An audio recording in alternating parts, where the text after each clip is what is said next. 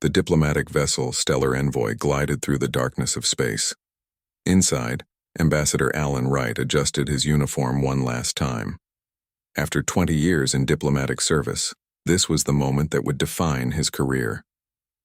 The first official contact between humanity and the Galactic Council. "We're approaching the coordinates, sir," said the pilot Nancy Clark. Her eyes stayed fixed on the controls as the massive space station came into view. The station hung against the backdrop of stars like a giant metal snowflake, its 8 arms extending outward with blinking lights along their lengths. Ships of various designs moved around it, each one unlike anything humans had built. "It's beautiful," said Dr. Olivia Reed, the team's xenobiologist. She pressed her hand against the viewport, her face full of wonder. "And intimidating," added Security Officer Frank Wilson. His hand never strayed far from his sidearm, though he had been ordered to keep it holstered during the entire visit. The 5th member of the diplomatic team, cultural specialist Dan Martinez, was recording everything. "First impressions matter," he said quietly, "and their first impression of us matters even more." Behind the Stellar Envoy, the human military vessel Dauntless maintained its position. Captain Susan Morgan watched from her command chair as the diplomatic shuttle approached the alien station. "Keep weapon systems dormant but ready," she ordered. "Standard protection protocols. We're guests, but we're not defenseless." Her second-in-command, Commander George Bell, nodded. "The diplomatic team is now docking with the station. All systems normal." The docking procedure went smoothly. When the airlock opened, Ambassador Wright led his team into history. They were greeted by a delegation of 7 different alien species, each more strange than the last. The tallest among them stepped forward. Its skin was pale blue, with ridges where a human would have eyebrows.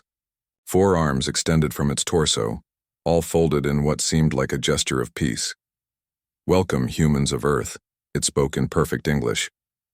"I am High Counselor Zextral of the Araxian Dominion, current leader of the Galactic Council. We have observed your world for some time and deemed you ready for first contact." Wright stepped forward, his diplomatic training taking over despite his amazement. "On behalf of the United Earth government, I thank you for this welcome. We come in peace and friendship, eager to join the galactic community." The next hours were a blur of introductions. Wright's team met representatives from dozens of species. Some looked almost human. Others defied description, moving on tentacles or floating in special containers filled with gases they needed to breathe. "Your species has advanced remarkably quickly," said a reptilian diplomat named Shasaka. "From your first space flight to interstellar travel in less than 300 years. Most species take twice that long." "Humans are adaptable," Wright replied. "We learn quickly." "So we have observed," said Zextral, who had rejoined them. "It is one of the reasons we decided to make contact now, rather than waiting another century, as was originally planned." The formal reception was held in a vast chamber with a transparent ceiling that revealed the stars.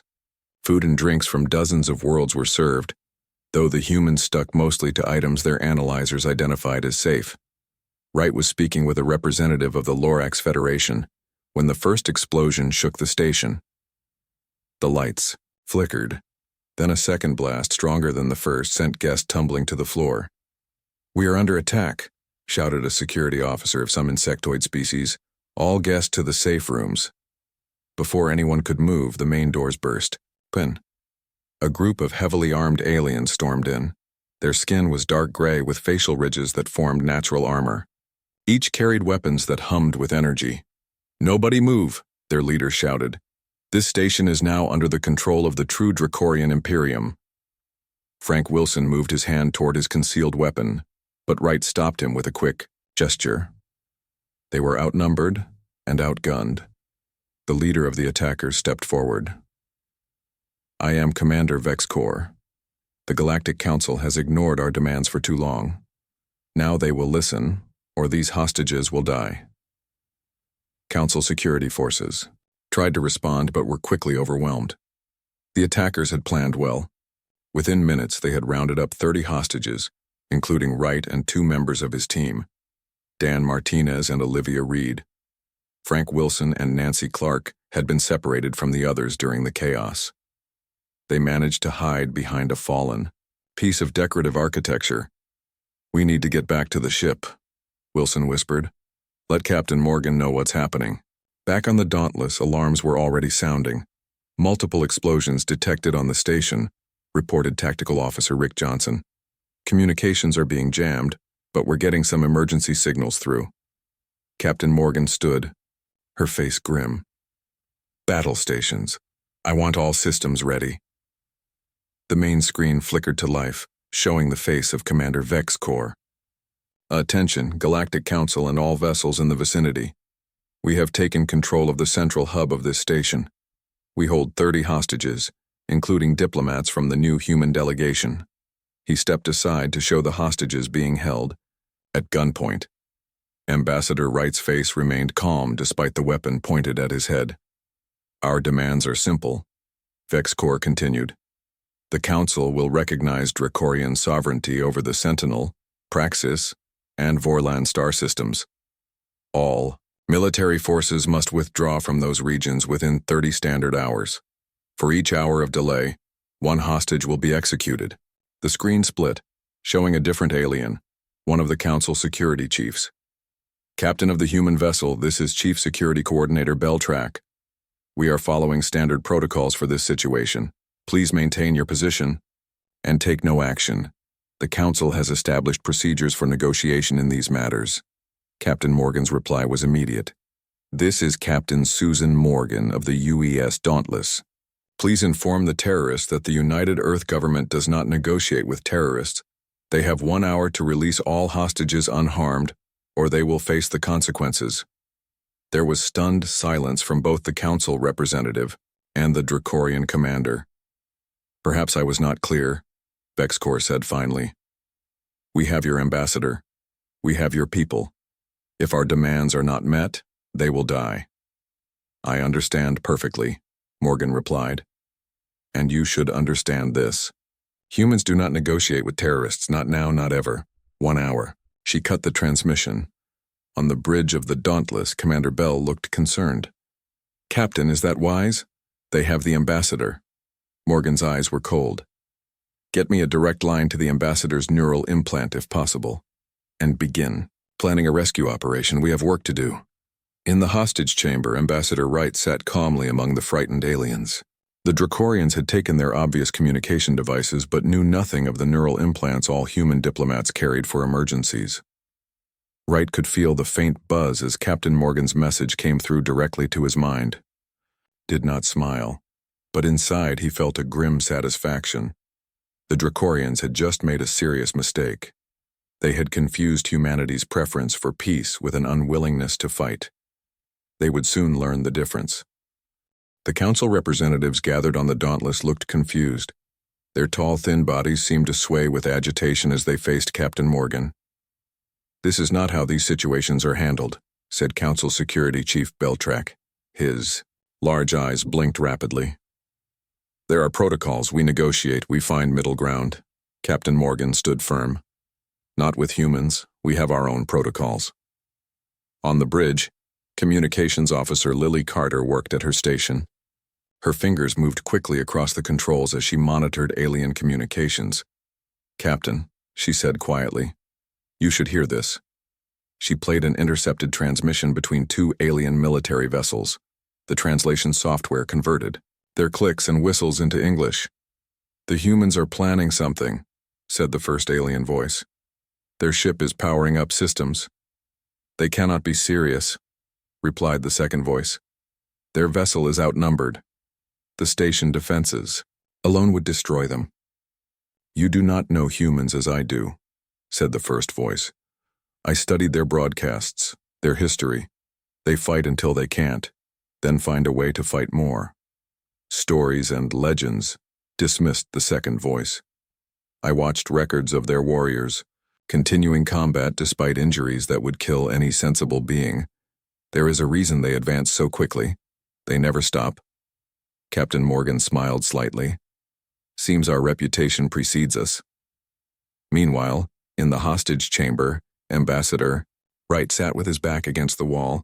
Next to him, Dr. Olivia Reed tended to an injured alien diplomat, using strips torn from her uniform to bandage a wound. Cultural specialist Dan Martinez had positioned himself near the door, watching the Dracorian guards. Through their neural implants, the three humans communicated silently. Captain Morgan will not negotiate, Wright told his team. We have 53 minutes before she takes action. What kind of action can she take? Martinez asked. We're inside a station with thousands of beings. That's why we need to help, Wright replied. We need to create an advantage. On the other side of the room, Commander Vex Kor was growing frustrated. He paced back and forth, weapon in hand. The Council always negotiates, he hissed to his lieutenant. Always. The humans are not Council members yet, the lieutenant pointed out. Perhaps they do not understand. Then they will learn through pain, Vex Kor said. He moved toward the hostages. Wright watched him approach. Through his implant, he sent a message. Get ready. Vex Kor stood over Wright. Your captain does not seem to understand the situation. Perhaps I should send her one of your fingers as a reminder of what is at stake. Wright looked up calmly. My captain understands perfectly. It's you who doesn't understand. What don't I understand, human? Sneered Vex Kor. That you've already lost. Back on the Dauntless, Tactical Officer Rick Johnson had completed his analysis of the station schematics. There's a maintenance tunnel here, he said, pointing to the display. It's small, but our team could use it to bypass most of the defended areas. That tunnel is barely half a meter wide, protested Beltrack. No one could move through that. You haven't met our special forces, Morgan replied. She turned to her second-in-command. Prepare the strike team. Lieutenant Hammond will lead. Commander Bell nodded and left the bridge. Minutes later, in the EI's ship's armory, Lieutenant Grace Hammond briefed her team of 6 soldiers. They wore lightweight combat suits that could adapt to various environments. This is a rescue operation, Hammond told them. Quick, clean, minimal casualties. We go in through the maintenance shaft, neutralize the hostage takers, and get our people out. What about the other hostages? Asked Sergeant Ben Miller. We get everyone out, Hammond said firmly. No one gets left behind. As the strike team prepared, an urgent message came from the Council. The 7 founding species had held an emergency session. Captain Morgan, said High Counselor Zextral, we have researched your species further. If you are implementing what your kind calls Protocol Zero Tolerance, please allow us to evacuate non-essential personnel first. Morgan raised an eyebrow. You know about our protocols? We know enough, Zextral replied. We observed your world before contact. Your species handles threats differently than others in the galaxy. In the hostage chamber, Wright had been studying the Dracorians. Their gray skin had a particular shine to it. Their movements were precise, but heavy. Their breathing was fast and shallow. Their species evolved on a low-gravity world, he told Reed and Martinez through the implant. Notice how they move. They're stronger than humans, but slower, and they're struggling with the station's atmosphere. The environmental controls, Reed said, understanding immediately. If we could alter them, Wright nodded slightly. There's a control panel behind that decorative screen. Martinez, can you reach it? I need a distraction, Martinez replied. On the Dauntless, Lieutenant Hammond's team prepared to launch. They boarded a small stealth shuttle designed for covert operations. Team ready, Hammond reported. Launching in 3 minutes. Captain, Morgan addressed the Council representatives one last time. We appreciate your cooperation in evacuating civilians from the affected areas. Now I suggest you return to your vessels. Things are about to get uncomfortable for the Dracorians. In the hostage chamber, Wright put his plan into motion. He stood up suddenly, drawing the attention of the guards. Commander Vex Kor, he called out. I wish to discuss terms. Vex Kor turned, surprised.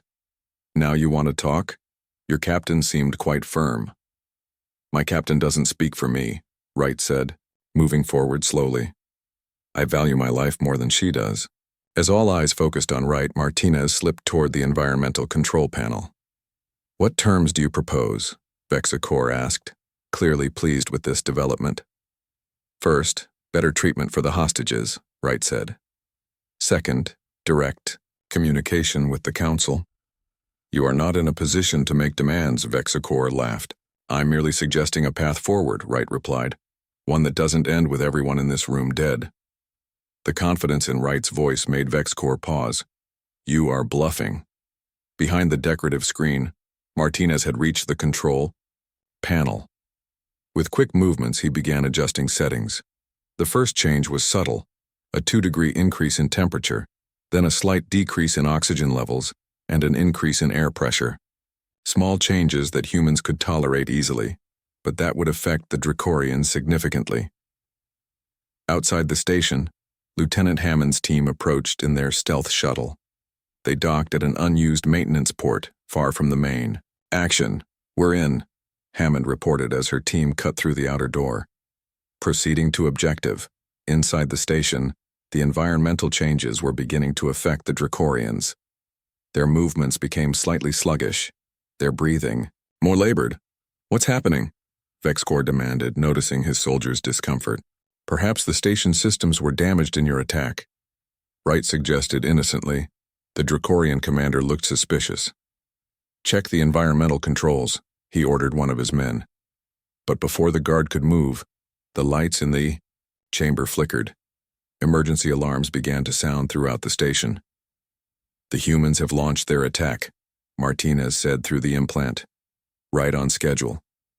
Wright nodded slightly. And now we help them. Lieutenant Grace Hammond led her team through the narrow maintenance tunnel.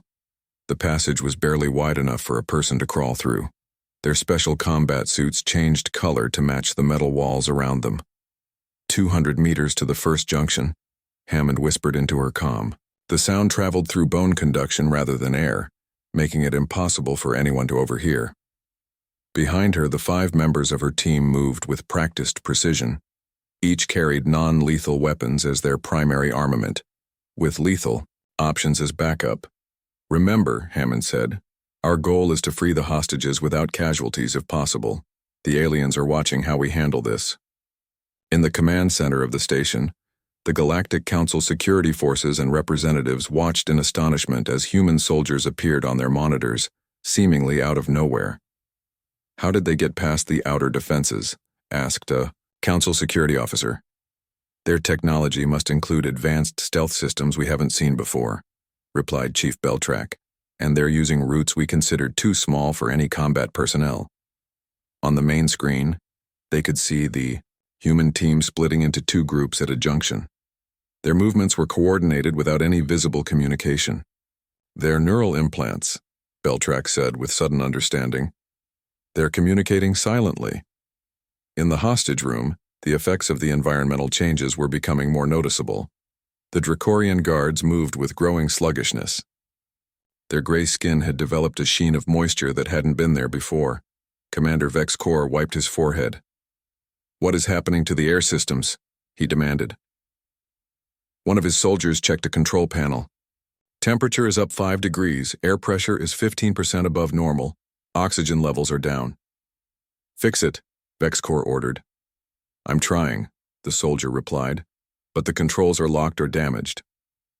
Ambassador Wright exchanged glances with Dr. Reed and Martinez. Through their neural implants, they continued to coordinate. The rescue team will be here in approximately 4 minutes, Wright told them. We need to prepare the other hostages and create more confusion. Reed had been quietly explaining to the nearest alien diplomats what was happening. Most seemed shocked that the humans had a plan at all. Your people are coming? Asked a small green alien with 4 eyes. But the terrorists have weapons. So do we, Reed said simply. Martinez had continued adjusting the environmental controls from his hidden position. Now he took the next step. With a few quick commands, he triggered the emergency lighting system. Suddenly, the room plunged into darkness. A moment later, red emergency lights came on, casting everything in a dim, bloody glow. The Dracorian guards raised their weapons, looking around nervously. The hostages began to murmur and shift. Silence, shouted Vexicor. The next one who makes a sound dies.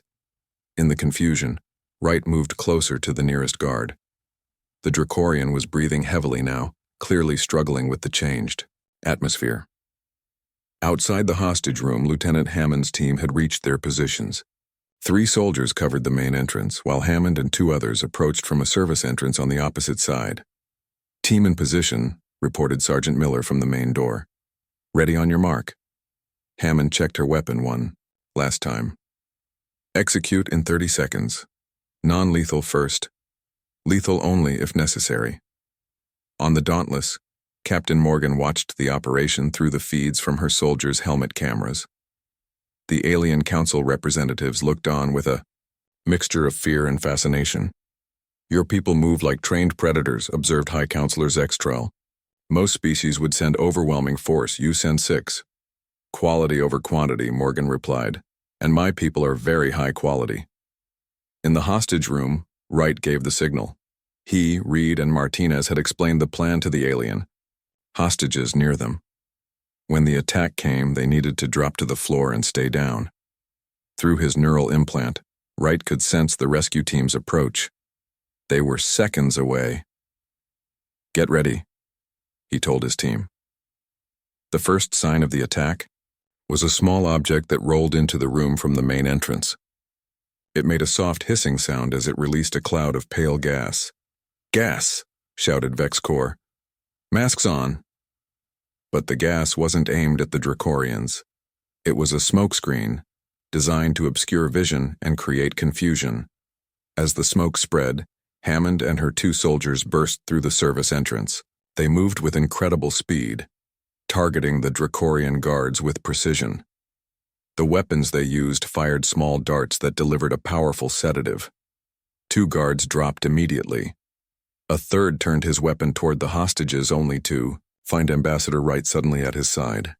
Wright grabbed the guard's arm, twisting it with a practiced move. The weapon clattered to the floor. In the same motion, Wright struck the guard at a point where the neck met the shoulder. The Dracorian collapsed.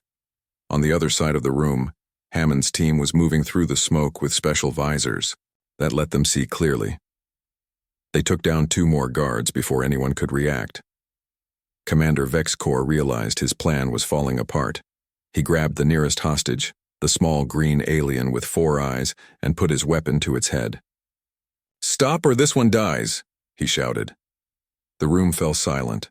The smoke began to clear, revealing Hammond and her team with weapons trained on Vex Corps.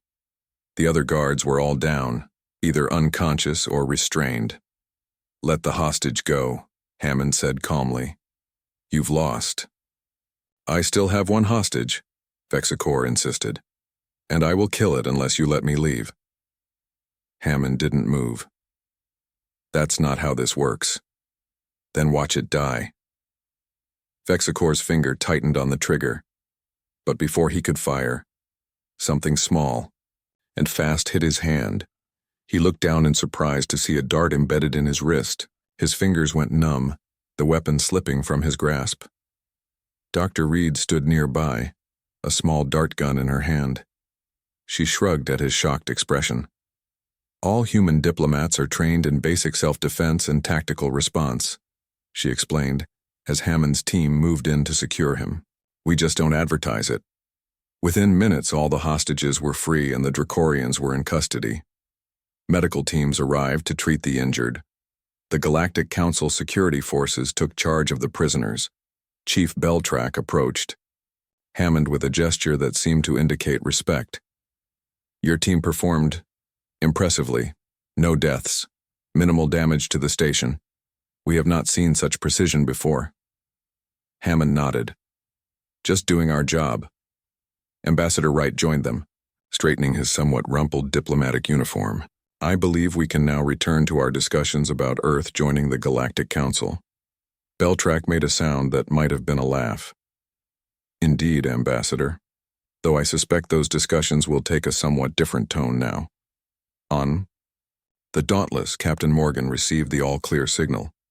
She turned to High Counselor Zextrel, who had been watching the entire operation in stunned silence. "All hostages secured," she reported. "The terrorists are in custody, no casualties." Zextral's forearms moved in a complex gesture.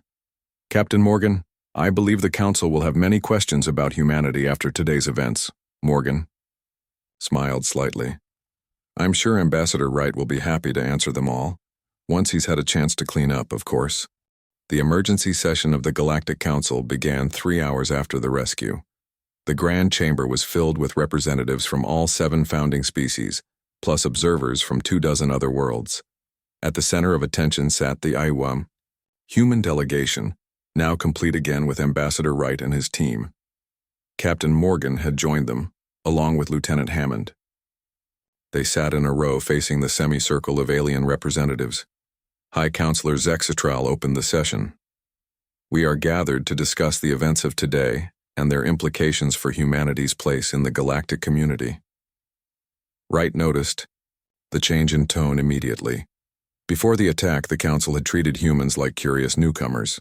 Now they spoke with a hint of caution, perhaps even respect. First, continued Zextral, we must address the response to the hostage situation. Captain Morgan, your actions were unexpected. Morgan sat straight in her chair.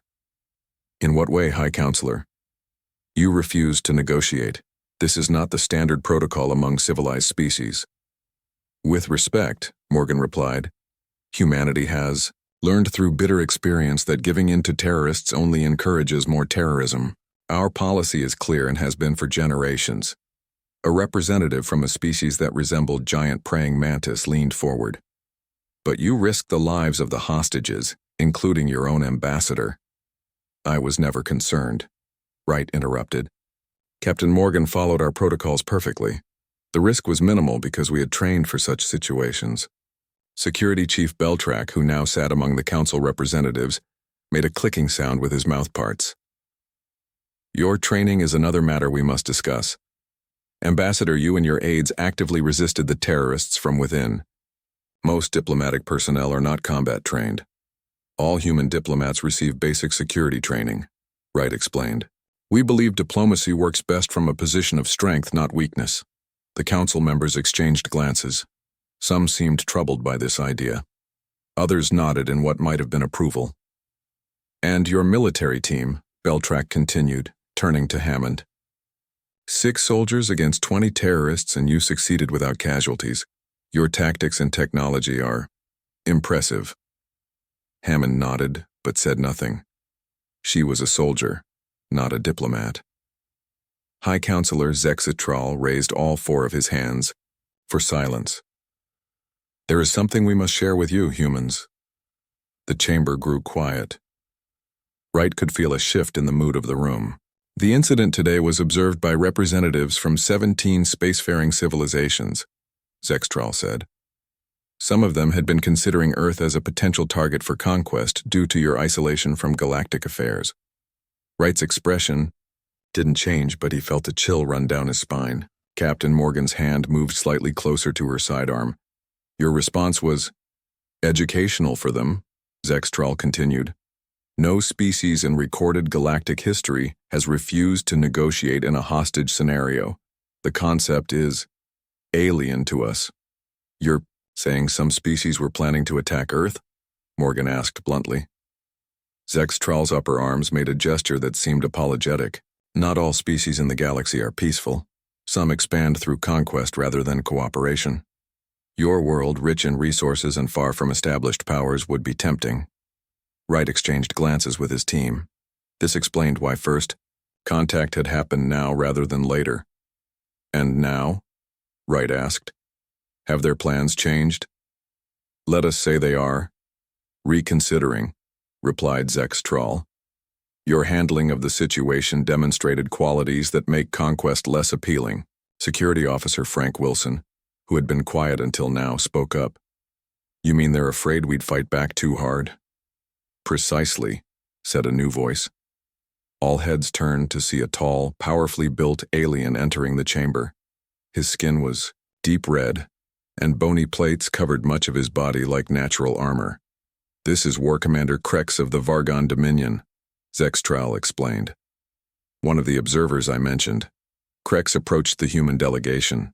His movements reminded Wright of predatory animals he had seen on Earth. Your species intrigues me, Krex said, his voice deep and rumbling. Most newcomers to the galactic stage are either too weak to defend themselves or too aggressive to be trusted with advanced technology. You appear to be neither. We prefer peace, Wright said carefully, but we prepare for war. Krex made a sound that might have been laughter. Well said, Ambassador. The Vargon Dominion has conquered 3 worlds in the past decade. We had considered adding Earth to that list eventually. The bluntness of the statement shocked the room into silence. Even Zextral seemed uncomfortable. And now? Captain Morgan asked, meeting Krex's gaze directly. Now we are interested in trade agreements instead, Krex replied. A species that can plan and execute what you did today would be costly to subdue. Better to have you as trading partners than enemies. After Krex departed, Security Officer Paul Edwards approached Wright with a data pad. Edwards had been reviewing the operation data while the others attended the council session. Sir, I found something concerning, he said quietly, showing Wright the screen. Evidence that the Dracorian attack wasn't a splinter faction action but a deliberately staged test. Wright studied the data. It showed communication patterns between the terrorists and several council vessels before the attack. Too regular to be coincidence. Are you saying the council arranged the attack? Wright asked. Not exactly, Edwards replied. But they knew it was coming. They allowed it to happen, perhaps to see how we would respond. Wright considered this information carefully. Rather than feeling outrage, he found himself understanding the council's position. They needed to know what kind of species was joining their community. When the council session resumed, Wright addressed the gathered representatives. I believe I understand what happened today, he said calmly. You needed to assess how humans would respond to crisis, whether we could be manipulated or intimidated. Zexatral's body language showed surprise, but he didn't deny the accusation. The test went further than intended, Wright continued. Real lives were at risk, but I understand the purpose behind it. The council chamber was silent. Many representatives seemed uncomfortable. Now you know, Wright said, humans don't negotiate with terrorists. We don't abandon our people. We don't submit to threats. This isn't aggression on our part. It's simply who we are. After a moment, Zextral spoke. Ambassador Wright, the council has voted. Earth is invited to join the Galactic Council not as a probationary member, but with full rights and privileges immediately.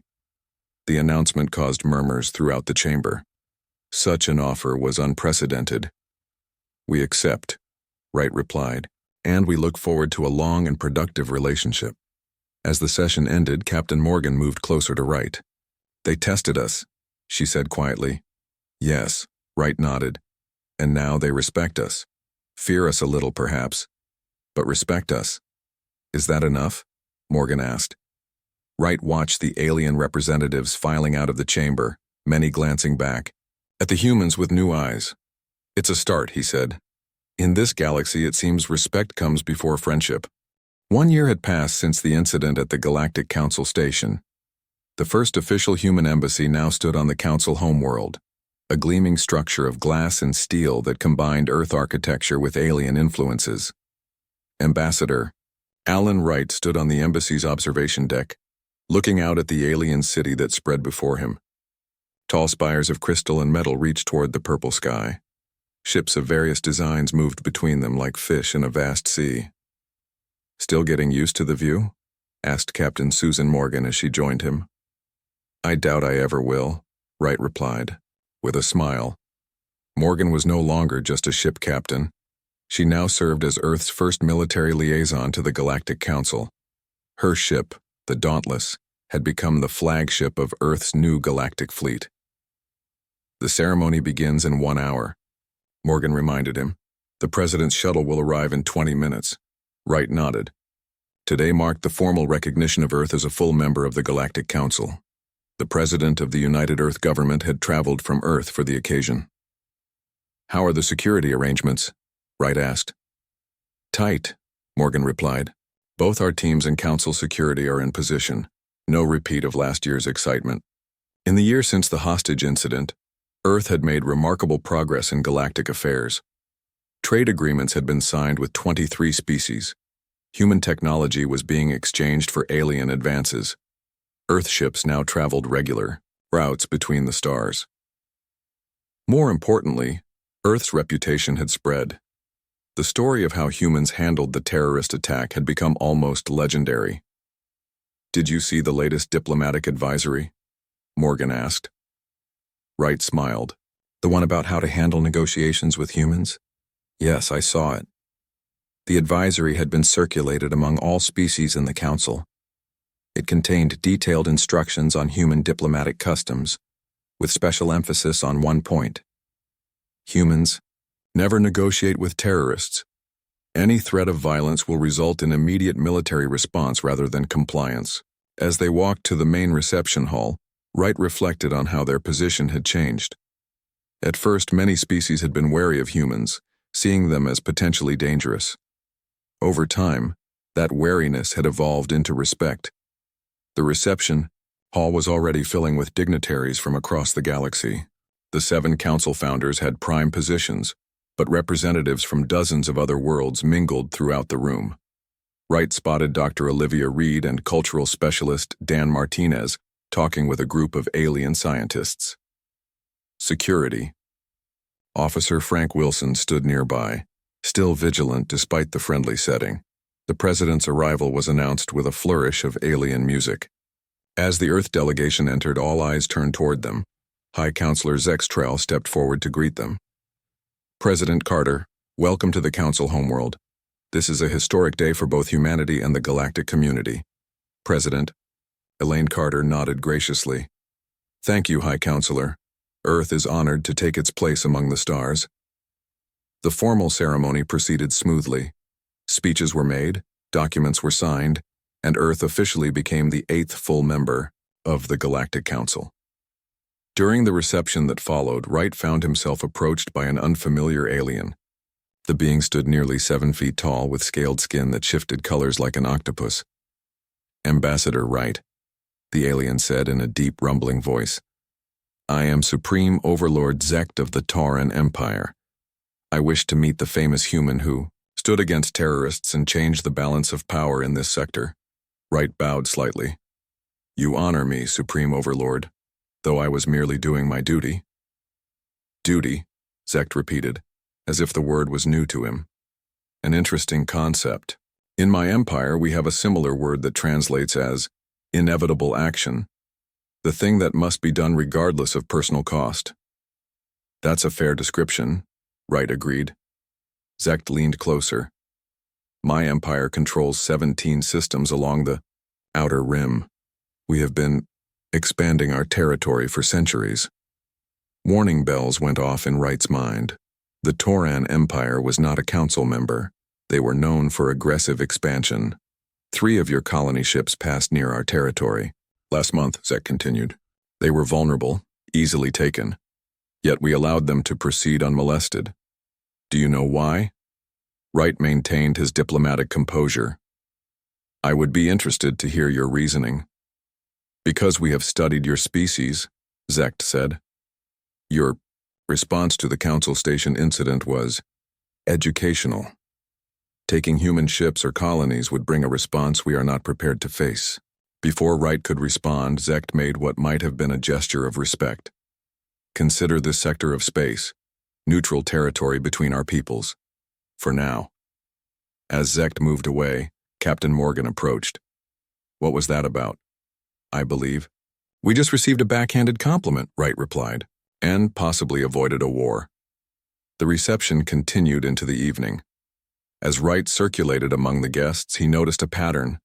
Species that had once ignored humans now sought them out. Several military leaders from various worlds requested meetings with Captain Morgan. Near the end of the evening, an incident occurred that would become famous throughout galactic space. A representative from the Krill hegemony, a particularly aggressive expanding power, made a veiled threat regarding human mining operations near their territory. Those resources rightfully belong to species that reached the stars before humanity, the Krill diplomat said loudly. "Perhaps humans should remember they are newcomers here." The room grew quiet. All eyes turned to Ambassador Wright. Wright set down his drink and faced the Krill directly. His voice was calm but carried throughout the hall. Let me be absolutely clear, so there can be no misunderstanding between our cultures. Humans do not surrender what is ours. We do not abandon our people. We do not negotiate with those who threaten us. This isn't bravado or diplomatic posturing. It's simply our nature. The silence that followed was profound. The Krill diplomat retreated without another word. Within days, Wright's statement spread across galactic communication channels. The effects were immediate and unexpected. 3 previously hostile species requested non-aggression pacts with Earth. Trade proposals increased by 300%. Multiple worlds under threat from larger powers requested human protection or military advisors. 1 month later, Wright sat in his office reviewing these developments with Captain Morgan. It seems our reputation precedes us, Morgan observed, even when we're new to the neighborhood. Wright nodded thoughtfully. The best deterrent isn't having the largest weapon, but the absolute certainty that you'll use what you have. The galaxy now understands that while humans prefer peace, we prepare for war and we never bluff. In the Galactic Council archives, a new advisory was filed under critical diplomatic protocols regarding humanity. It contained just one sentence. Warning to all species. Humans never negotiate with terrorists. Plan accordingly. The entry quickly became the most accessed file in galactic diplomatic history.